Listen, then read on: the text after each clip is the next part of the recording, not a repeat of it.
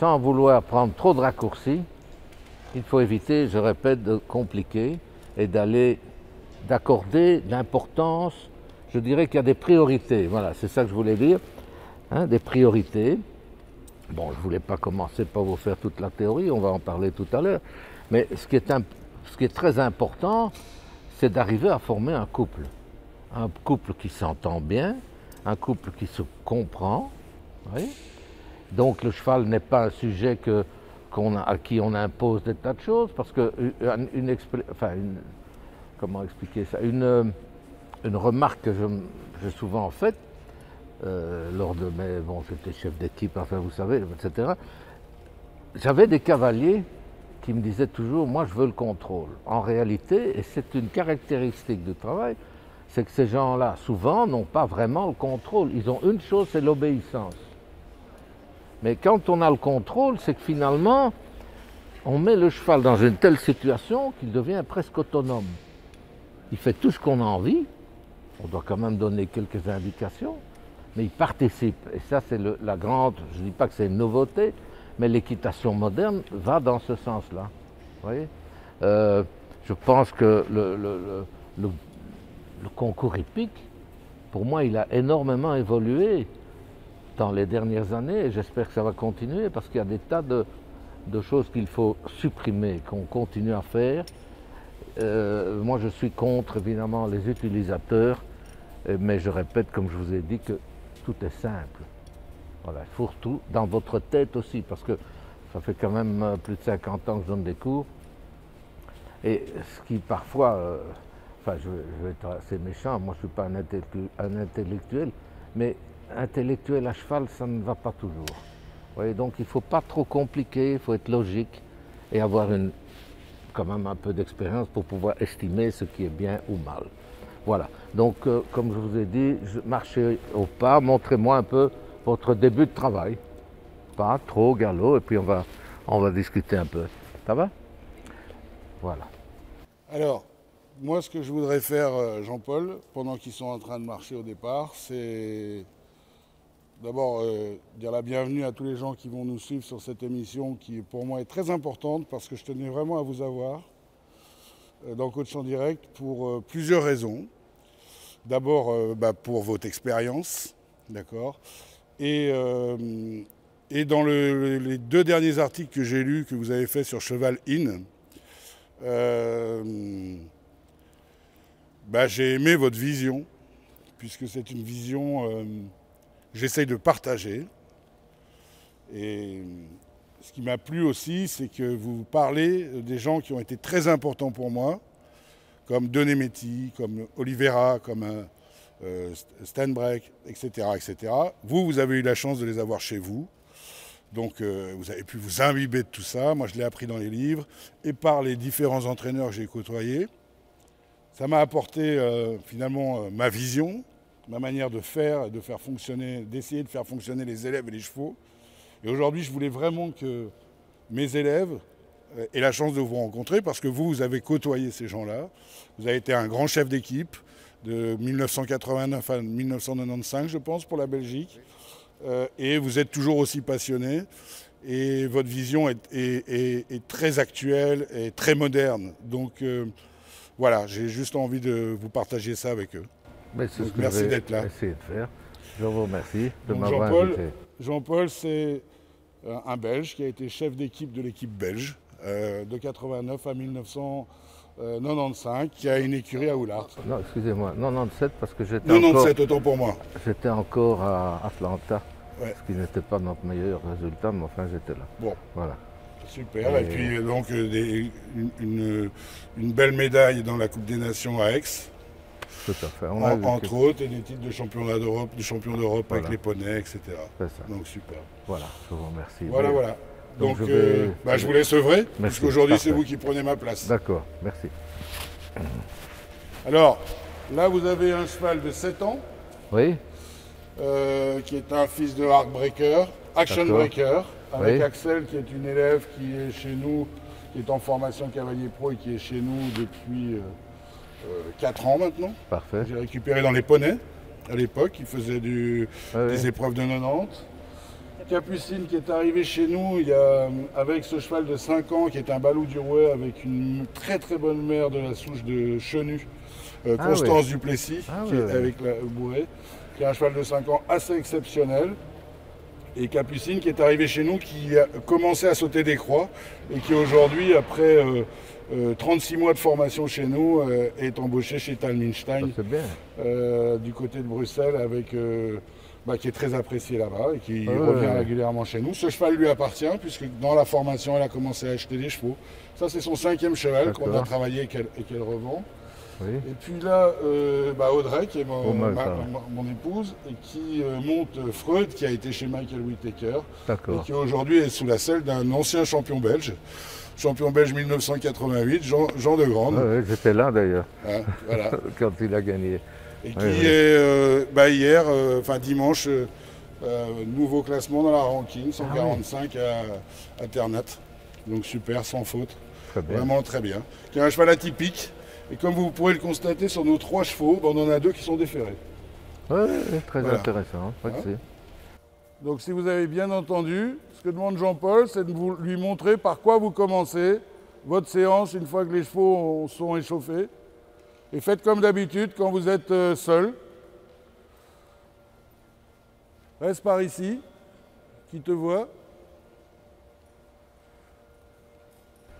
Et suivez-vous pas bêtement, hein, faites comme vous avez l'habitude. Hein. Travaillez, votre cheval. Travaillez votre cheval. Faites-lui faire ce qu'il a besoin. Mais je suis embêtant, mais restez au pas. Reste au pas. Vous savez, au pas, on peut faire beaucoup de choses. Hein. Il y a des champions olympiques en dressage à l'époque où le dressage était encore une belle discipline. Filatov, pour ne pas le nommer, c'était un Russe qui était médaille d'or.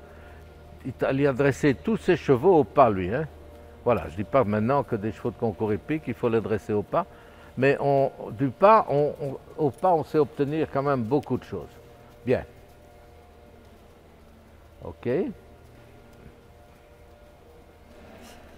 Alors, j'ai une amie qui me disait, qui a beaucoup travaillé avec Patrick Le Roland,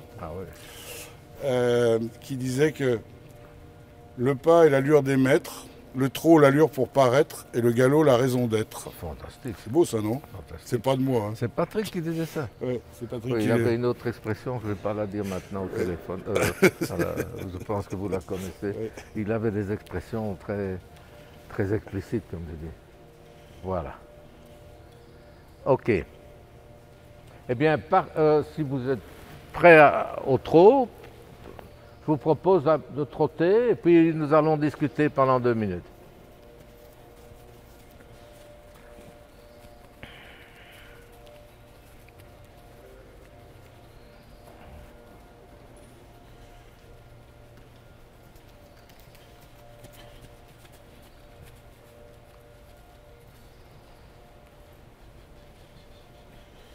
Donc 11 ans, 5 ans, 7 ans. Oui.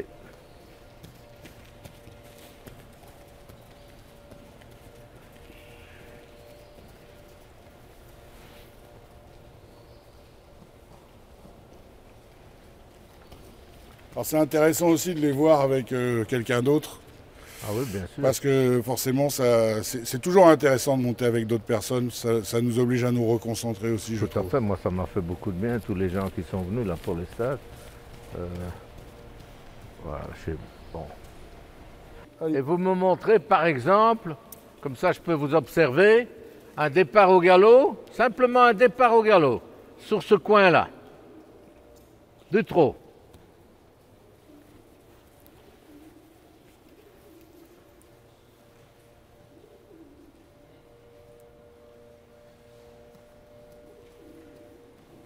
Départ au galop là-bas. Hein. Dans le coin, hein, sur le coin, un départ au galop, sur le coin. Pas ici, sur le coin. Ni avant, ni après. OK.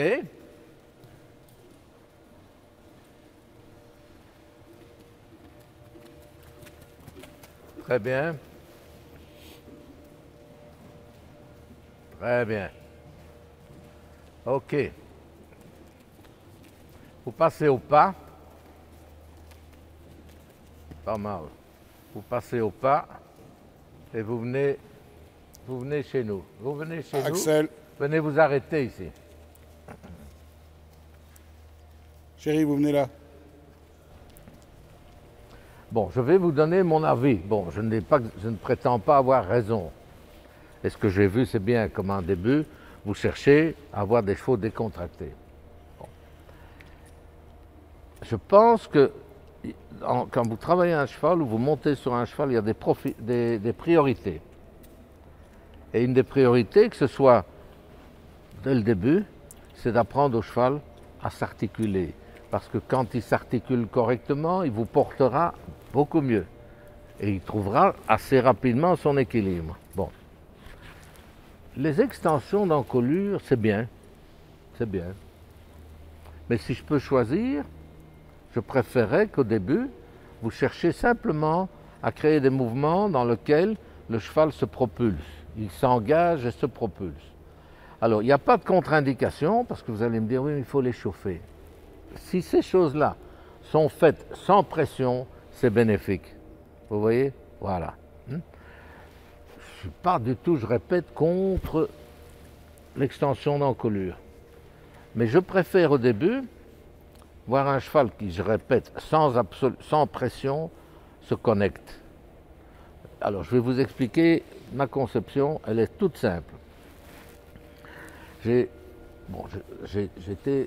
commencé un peu mes stages, mon éducation personnelle chez Oliveira. Et Oliveira, contrairement à ce qu'on prétend, il est bien sûr en France admiré parce que les Français le considèrent comme, je dirais, un peu l'écuyer moderne qui est dans la recherche de la légèreté, enfin tout ça, on sait, on entend souvent. Chez Oliveira, j'ai appris le passage du coin. Le passage du coin, c'est la clé de l'équitation allemande. Steinbrecht. Steinbrecht, qui a écrit le gymnase du cheval et qui est aussi à l'origine du travail des écuyers, par exemple, de l'école espagnole de Vienne. C'est Steinbrecht. C'est l'équitation classique allemande. Mais je vous explique ça parce que c'est tout logique et c'est tout simple. Et quelque part, cette conception est utile pour des chevaux qui doivent sauter. C'est utile pour tout, en tout ce qui concerne l'équitation. Et dans ce fameux gymnase du cheval, il y a un écuyer qui a terminé ce fameux livre, parce que bon, Steinbrecht est décédé avant de l'avoir terminé. Et cet écuyer, Oliveira le suivait assez souvent parce que dans ses livres, il parle de différents détails. Mais il disait une chose que tout le monde oublie. Il dit, le cheval, lorsqu'il travaille, on le sait, ça il dit, le cheval doit tendre son dos, porter son cavalier. Mais ce qu'il dit le plus important, c'est que le cheval dans le travail ne peut pas travailler de la cuisse. Alors la cuisse, c'est le cheval qui travaille de la cuisse, c'est le cheval quand il se déplace, fait des mouvements pareils. Le mouvement, on doit rechercher l'avancée du postérieur, la propulsion. Et pour moi, ça c'est la première chose que les gens oublient. Vous voyez par exemple dans des paddocks, des cavaliers qui copient, par exemple Jos Lansing. Jos Lansing, ok? Bon, Jos Lansing, bon, je l'ai souvent vu dans des paddocks au ralenti, hein. Lorsqu'il galopait, je pouvais marcher aussi vite à côté du cheval. Donc maintenant, la mode dans les paddocks, c'est souvent galoper lentement. Mais regardez les chevaux, observez-les. Regardez combien dans ce galop avance le postérieur intérieur. Voilà, ça c'est le travail. Moi je connais des cavaliers belges avec qui je me suis parfois un petit peu, comment dirais-je, nous étions un peu contrariés tous les deux, qui galopaient dans ce qu'eux appelaient un galop rassemblé, dans lequel le cheval ne baissait jamais les hanches. Hein? Donc les chevaux ne s'articulaient pas. Et je pense que la clé d'un travail, quand un cheval est monté, c'est lui apprendre à s'articuler, ce qu'il ne fait pas toujours de lui-même. Le rôle du cavalier, c'est ça. Et je pense que ça, c'est le point de départ. On fait beaucoup trop attention à la bouche au début. Et je pense que c'est important d'apprendre au cheval à s'articuler. Dans le fond, il y a trois ou quatre stades. Le premier, c'est d'apprendre au cheval à s'articuler. Et rapidement, lorsque le cheval s'assouplit, le deuxième stade, c'est d'apprendre au cheval à mettre le poids sur ses postérieurs. Si vous avez déjà ça, vous avez fait un pas énorme, parce que les Allemands disent la bouche, c'est un cadeau de l'arrière-main. Ok? Et ça, il ne faut pas oublier, surtout en France, parce que justement, là, on veut toujours trop se servir des mains. Le contact, c'est une chose très délicate, mais on y reviendra. Je reviens à mon à mon travail des postérieurs, le postérieur qui doit avancer. Et bien là, il y a un exercice tout à fait de base chez Steinbrecht, c'est ce qu'on appelle le passage du coin. Et tout le travail de Steinbrecht est basé là-dessus. Pourquoi? Parce que le passage du coin, quand il est bien fait, le cheval s'incurve, il avance son postérieur, voyez, et il se met dans une position d'épaule en dedans. On vient à l'épaule en dedans. Oliveira, c'est bien connu, disait toujours l'épaule en dedans, c'est l'aspirine de l'équitation. Quand vous demandez ce mouvement-là et que le cheval commence à avancer son postérieur, en même temps, il baisse déjà un peu les hanches. Il ne faut pas nécessairement tout de suite faire des kilomètres d'épaule en dedans, comme on voit, parce que le cheval fatigue. Mais par contre, arriver dans un tournant, à ce que le cheval, en s'incurvant, avance son postérieur intérieur. C'est une prise d'équilibre, le cheval apprend à s'équilibrer. Et vous avez plein de variantes. C'est que par exemple, et ça j'ai vu, c'est assez amusant, parce que Oliveira m'a un peu fait faire ça. Après ça, je l'ai vu avec Denemeti, je l'ai vu avec M. Calmont, chez qui j'avais été.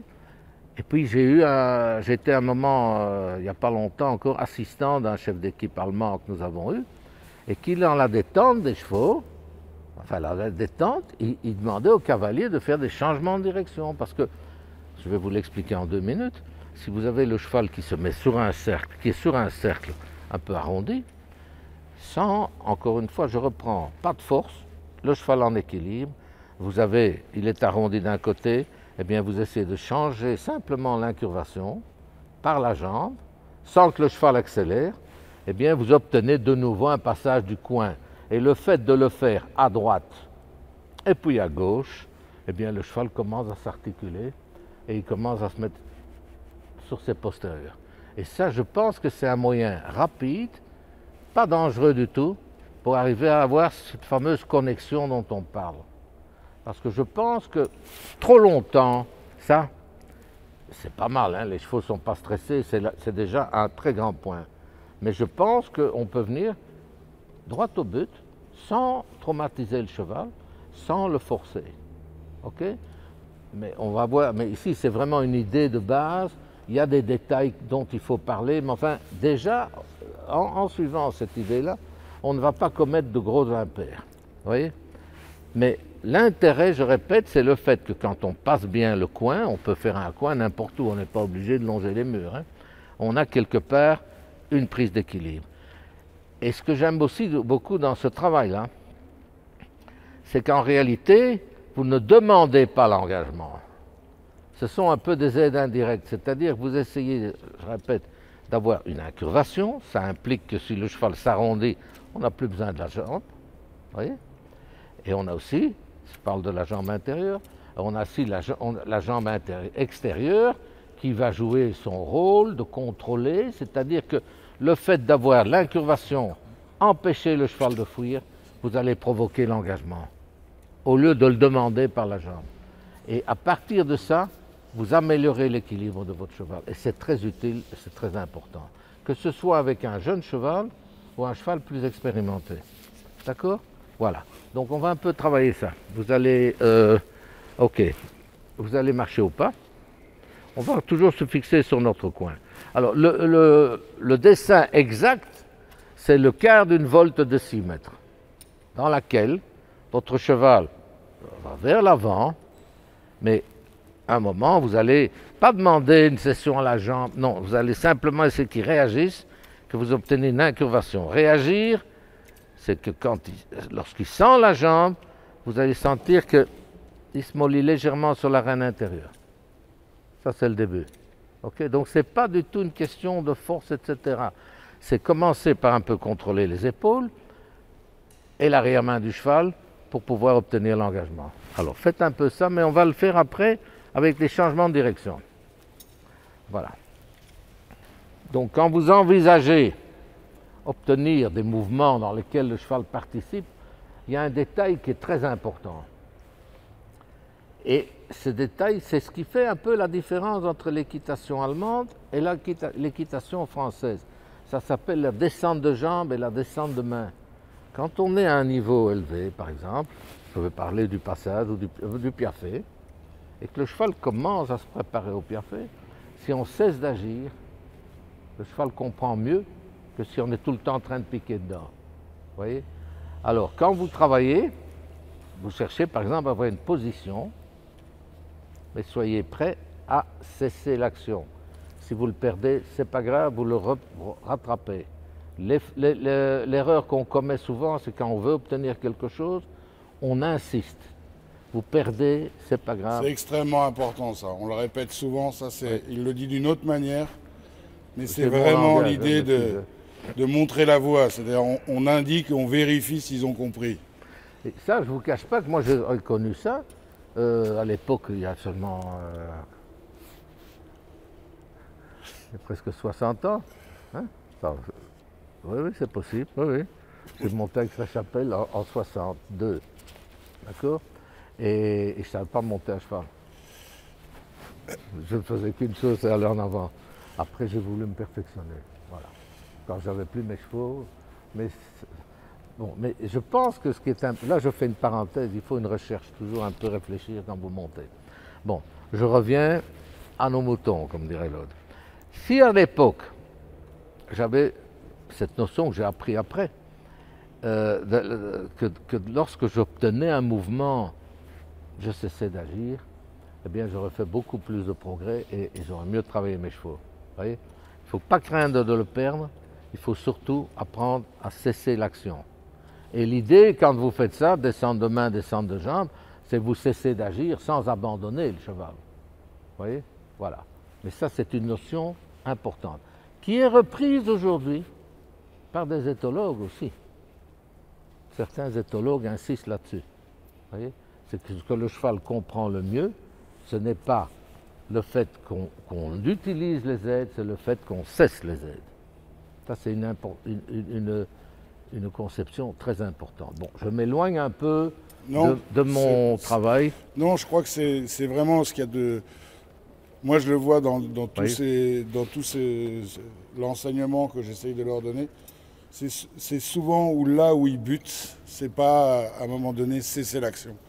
Et, et les choses passent. Quand des fois, je monte sur le cheval, les choses passent toutes seules parce que je cesse l'action immédiatement. Okay, oui. Ça, c'est vraiment quelque chose de très intéressant, ce que vient de dire Jean-Paul. Il faut vraiment mettre son focus là-dessus. Moi, je le dis autrement. Je dis, on indique et on vérifie s'ils ont compris. Lui, il dit, on cesse l'action. C'est encore plus juste. Alors, puisque Gilles a abordé ce sujet, alors là, je voudrais continuer. Essayez tout de suite de mobiliser l'arrière. Ne vous occupez pas de la bouche. D'accord? Alors, ce que j'ai aussi appris de ces grands maîtres, que j'ai eu la chance de voir, ils ne le disent pas tous dans leurs livres, ils disent s'il faut une fois tirer, on peut. Ce qu'il ne faut pas, c'est tenir. Et c'est insister. On agit parfois fort, mais ça n'est pas de la cruauté. Il est important qu'on se fasse comprendre, parce que la pire des choses, par exemple, je prends l'exemple des jambes. Quand je vous demande d'incurver, c'est que vous allez placer votre jambe, le cheval est censé être sensible, il faut qu'il y ait une réaction. S'il sent, ce qui est important, à votre niveau maintenant, hein, c'est que si le cheval sent, par exemple, la jambe droite, mais il s'éloigne de l'éperon ou de la jambe, vous voyez, hein? Parce que ça aussi, j'ai volé à un éthologue. Si vous voulez, je peux donner le nom. Vous pouvez. Andy Booth, qui est très bien. Ah ouais, je le cite souvent. Eh ben voilà. Et non, il est remarquable parce qu'il a compris l'équitation normale et classique, en plus de ce qu'il connaît comme éthologue. Quand vous employez votre jambe, vous êtes au contact avec le poil, la peau, les muscles et les os. Eh bien, il faut essayer de les faire bouger en touchant le poil ou la peau. Et s'il faut une fois piquer, on peut un peu piquer, vous n'allez pas faire mal à votre cheval. Si vous voyez les chevaux qui ont une partie, s'ils sont mal bossés, ok, une partie un peu claire à côté de votre jambe, c'est que vous poussez tout le temps. Et s'il n'y a plus de poils, c'est que vous poussez tout le temps. Donc c'est une mauvaise équitation. Exactement. La jambe doit être en place. Et le cheval doit réagir. Bon, je m'éloigne un peu du coin, mais on Au reviendra. souffle de la botte. Voilà, au souffle de la botte, exactement. Mais ce que je crois qui est important, et encore une fois, ce sont ces braves éthologues, c'est que quand on place la jambe, il doit réagir, mais le plus possible, si c'est la jambe droite, il met le poids sur l'antérieur gauche. Mais il ne va pas en avant. Si vous mettez votre jambe et que votre chevaux font ça, ils ont déjà tendance à partir sur les épaules. Donc si vous mettez la jambe, il faut déjà l'habituer qu'il fasse ça. Et puis peut-être que si on a un peu plus, il va faire un petit pas. Mais c'est important que lorsque le cheval réagit, il n'a pas ce réflexe de partir sur les épaules. Parce que, bon, j'ai aussi connu lors des stages, différentes personnes. Il y a beaucoup qui insistaient que à la jambe, ils doivent jaillir. C'est vrai qu'ils doivent jaillir. Mais seulement, si vous ne faites que ça, vous ajoutez un petit problème qui est inutile, alors que si vous faites attention à les sensibiliser, qu'ils soient très mobiles latéralement, eh bien, ils vont bouger leurs pieds et ils vont déjà commencer à s'articuler. Parce que la discipline, l'éthologue, un bon éthologue, il veut que les chevaux bougent leurs pieds. Nous aussi, on a besoin des chevaux qui bougent leurs pieds.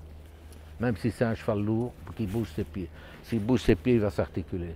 Voyez. Donc, je reviens un peu à la base, là. Hein. Mais sensibilisez votre cheval. N'importe quel cheval, vous savez le sensibiliser. C'est souvent parce qu'on met trop vite la force. Donc, j'étais parti en disant, on va essayer d'obtenir déjà un mouvement postérieur dans lequel on a de la propulsion et le cheval qui s'équilibre. Et ne pensez pas trop au contact. Bien sûr que le contact, il faut. Mais j'ai remarqué que beaucoup de gens, et dans l'enseignement, c'est une des lacunes de l'enseignement, on apprend aux gens, prenez les rênes, on ne dit pas sentez la bouche, mais c'est tout juste. Donc comme on est tous des manuels, l'être humain, il emploie ses mains, on a tendance à employer beaucoup trop les mains. Alors il y a un effet qu'on peut faire, les effets de rêne, je ne suis pas contre. La seule chose, c'est que les gens ne comprennent pas. La reine d'ouverture, à la rigueur, c'est un bon effet, c'est gentil. La reine contraire, c'est formidable, mais il y a très peu de gens qui l'emploient. Donc voilà, donc ne pensez pas trop aux effets de reine, mais par contre, ça on verra, il y a du pour et du contre. Moi, je crois beaucoup au demi-arrêt. Voilà, demi-arrêt, c'est important, mais bon, on ne va pas s'étendre, sinon on en a pour 15 jours. Voilà, ce que je voudrais simplement, c'est que vous me montriez un passage du coin dans lequel, pendant 2 ou 3 foulées, le cheval n'accélère pas, il s'incurve autour de la jambe intérieure. Donc, si incurvé autour de la jambe intérieure, le plus simple, c'est se dire ceci. J'ai mon cheval qui est là, je n'ai pas trop de contact, mais enfin, j'ai quand même mes reins ajustés. Et quand je me sers de ma jambe, si le cheval est sensible, il va très légèrement mollir à droite. À la jambe, si j'emploie ma jambe droite, il va légèrement faire ça. Il ne doit pas tourner la tête, mais s'il fait ça, il se relaxe. À ce moment-là, si vous avez envie, vous pouvez employer votre main. Mais c'est la première chose qu'il faut savoir faire. Quand vous avez ça, après on se verra à l'arrière. Mais essayez déjà de faire ça sur le coin, après on fera des changements de direction. Allez-y. Au pas d'abord. Parce que normalement, l'idée que je poursuis maintenant, c'est qu'après quelques minutes, vos chevaux vont se raccourcir. Mais non, si vous sentez que latéralement, ils sont mous, il ne faut pas avoir peur d'un peu les réveiller. Je parlerai de l'encolure après. Voilà. Ça fait du bien d'aller à l'école, hein? Ce qu'il ne faut jamais faire quand vos chevaux... Enfin, je vais vous laisser passer le coin d'abord. Ça, c'est très bien. Il ne doit pas accélérer. OK. Ça, c'est trop. Il ne doit pas mettre plus... Il ne doit pas tourner la tête. Vous devez sentir, si par exemple vous avez un moment, un très léger contact qui se mollit un peu du côté intérieur. Ça, c'est pas mal. OK. Faites une demi-volte et refaites-moi la même chose là-bas, demi-volte. Refaites la même chose sur le coin. Donc vous prenez la piste à main droite, OK.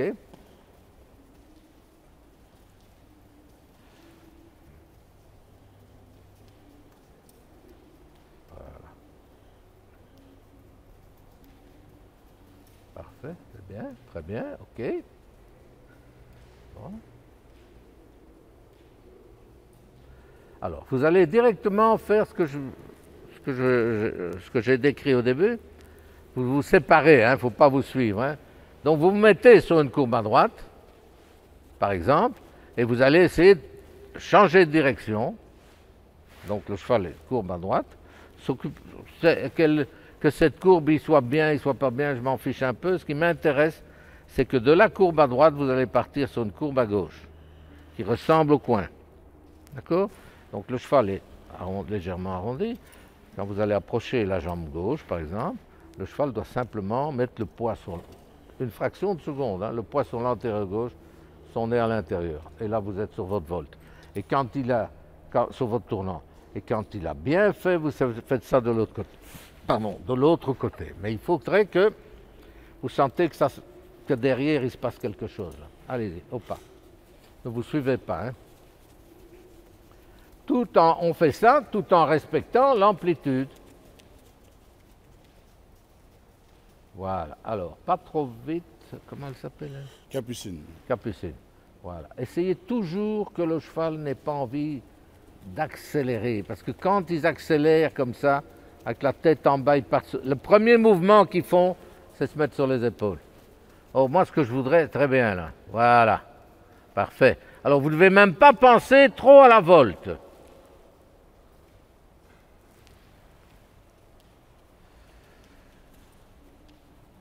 Oui. Bon, maintenant, les chevaux vont, je vois bien qu'ils descendent, ils ont envie de descendre plus. C'est pas mal parce que, bon, c'est la preuve quand même qu'ils commencent un peu à s'articuler. Ça, c'est très bien. Bon, OK. Et maintenant, ce que vous allez faire, quand vous changez de direction, vous allez vous servir de ce coin que vous faites pour partir au trot, au moment où vous changez l'incurvation. Voilà, il ne va pas trop vite, là, il doit avancer son postérieur, c'est très très bien. Voilà. Et là, dès que vous sentez qu'il avance le postérieur, vous partez au trot. Et vous allez recommencer. Mais pour le moment, on ne s'occupe pas de la tête. S'ils ont envie d'un peu descendre, OK. Il ne faut évidemment jamais, si on veut les remonter avec les mains. Si vous voulez les remonter, il faut les faire s'employer. Voilà. OK. Restez au trot 2 minutes et changez de direction. Prenez un peu plus de distance pour le film. Prenez une distance régulière. Oui, on peut aller plus loin. Hein, non, mais là, c'est bien. Axel, mets-toi dans une distance régulière sans vous suivre bêtement. D'accord? Déjà, on aura le temps de vous voir. Vous prenez une distance régulière, vous la maintenez. Allez, c'est parti. Essaye d'avoir la même distance que Capucine avec l'autre cheval. Parce que pour le film, sinon, après, c'est compliqué. Refaites les changements de direction. Hein. Ce qui m'importe, moi, c'est les deux, la première ou la deuxième foulée dans le changement de direction. Après 3 foulées, c'est raté. Mais si vous, là, il ne s'est pas incurvé. Là. Voilà, pour rentrer l'épaule. Oui, c'est pas la tête, c'est l'épaule. Voilà, vous mettez légèrement du poids sur l'épaule extérieure et vous pensez avancer. Voilà, beaucoup mieux. Alors, il y a toujours un côté, bien sûr, plus souple que l'autre. Voilà, très bien, OK.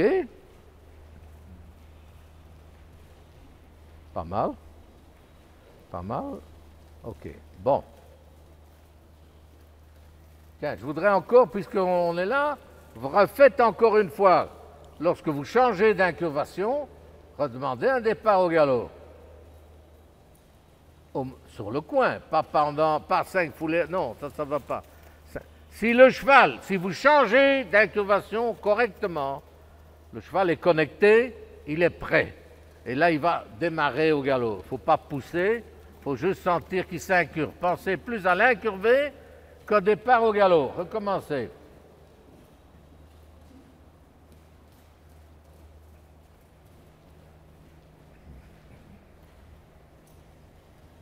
Voilà, là c'était pas mal, c'était là qu'il fallait partir. C'est là qu'il fallait demander le départ au galop, c'est au moment où il passe sur voilà. Voilà, bon. Trop tard. OK. Et vous mettez au pas. On va refaire. Et là, je fais une petite parenthèse.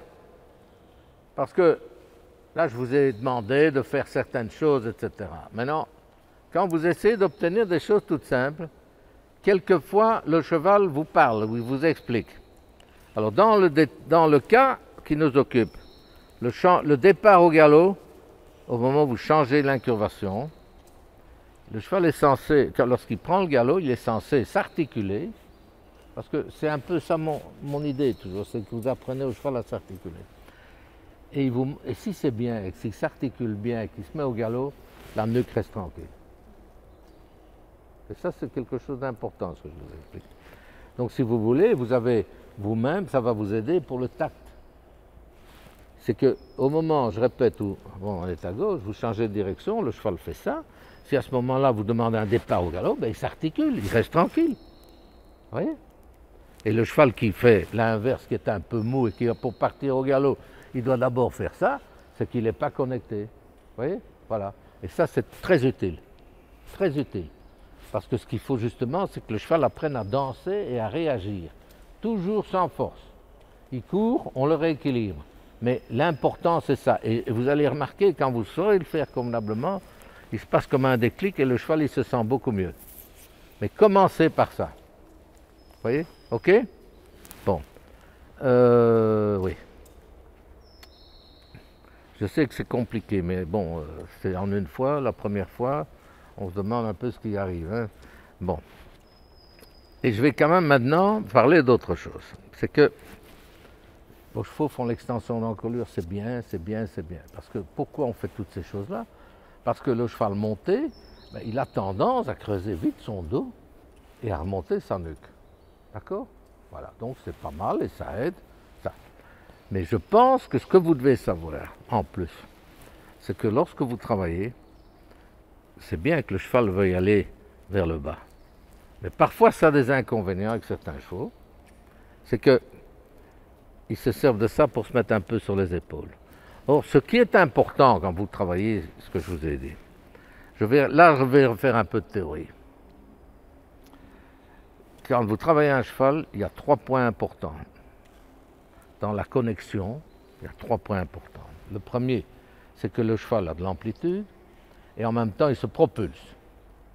Donc, le cheval qui travaille de la cuisse, vous n'allez pas obtenir ce que je vous dis. Donc, il se propulse. Amplitude, propulsion.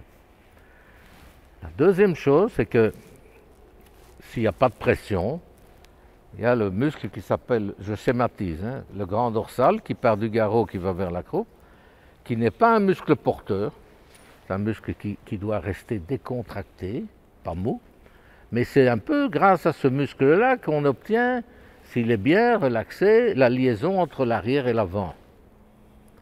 Et la troisième chose qui est, ça c'est capital,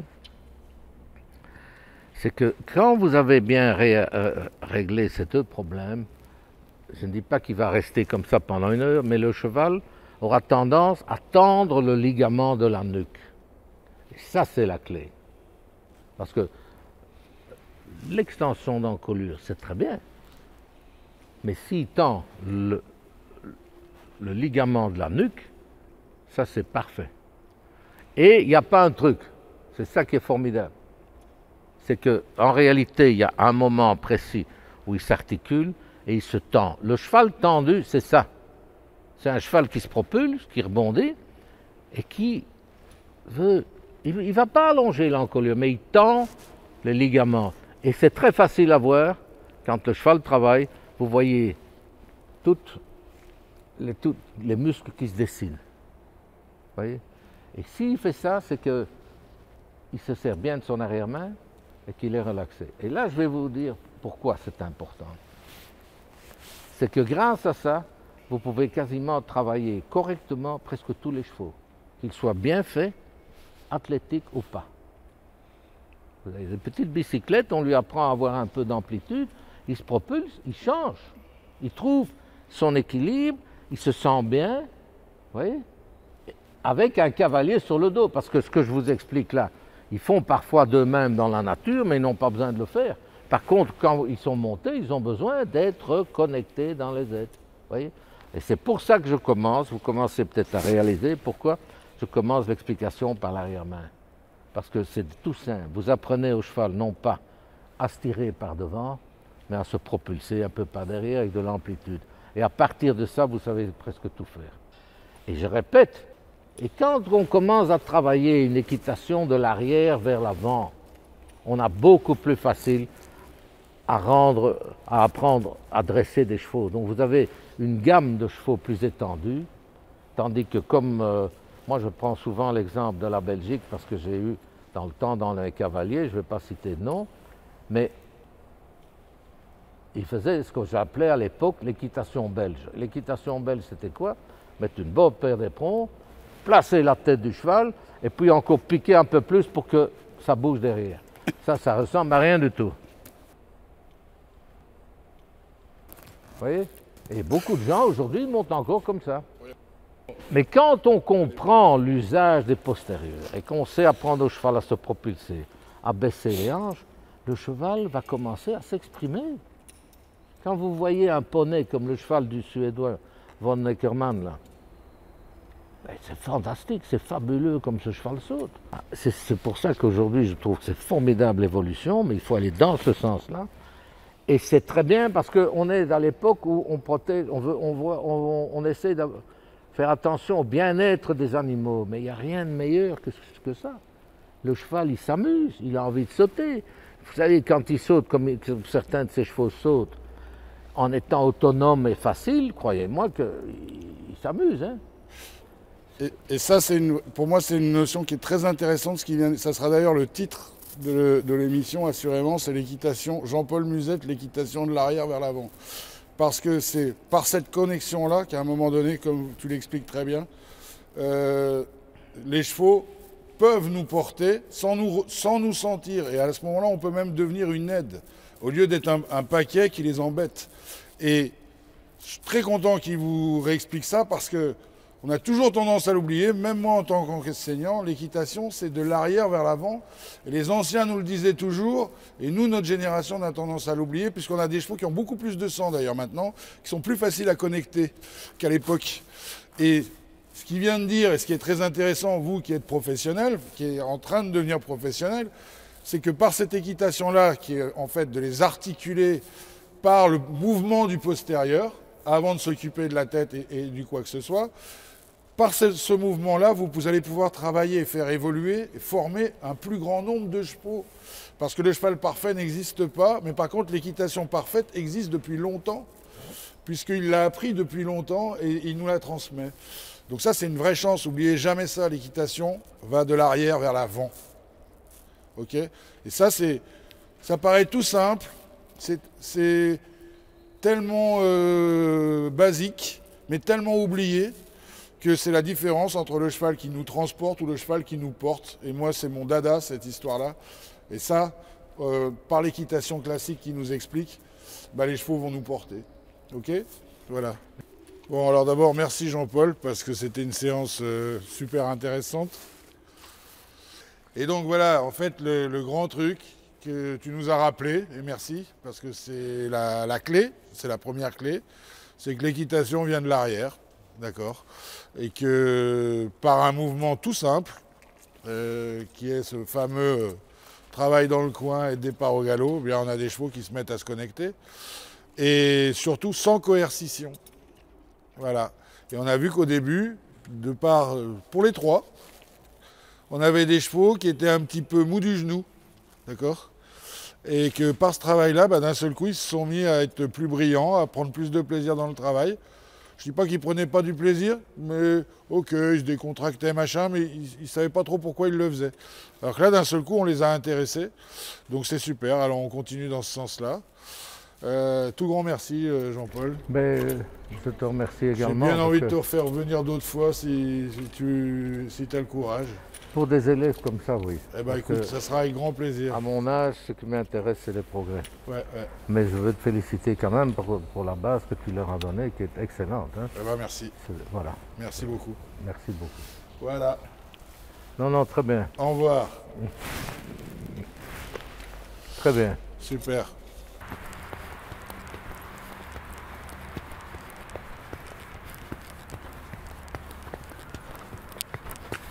Oh. Ah, l'extra, ça c'est bien. Bien, mon gars.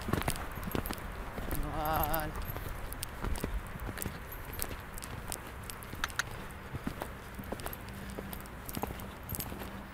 Allez, gamin. Doucement. Ah, doucement maintenant. Doucement. Non, non.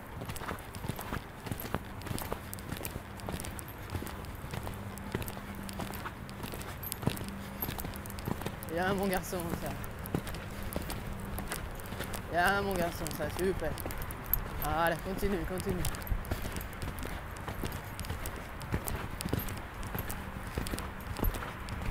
Oh, oh. Oh, oh.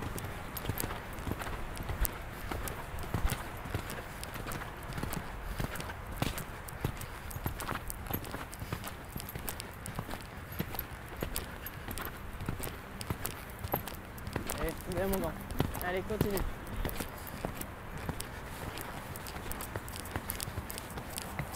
Oh. Ah, arrête. Oh oh, oh oh. Oh oh, oh oh. Non, non, non. Non. Non.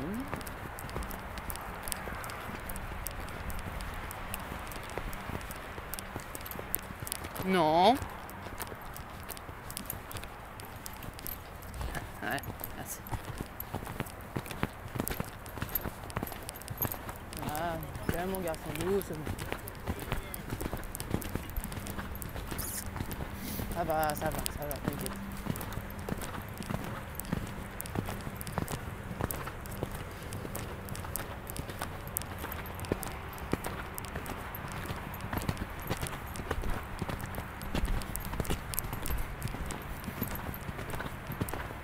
Non, non, non.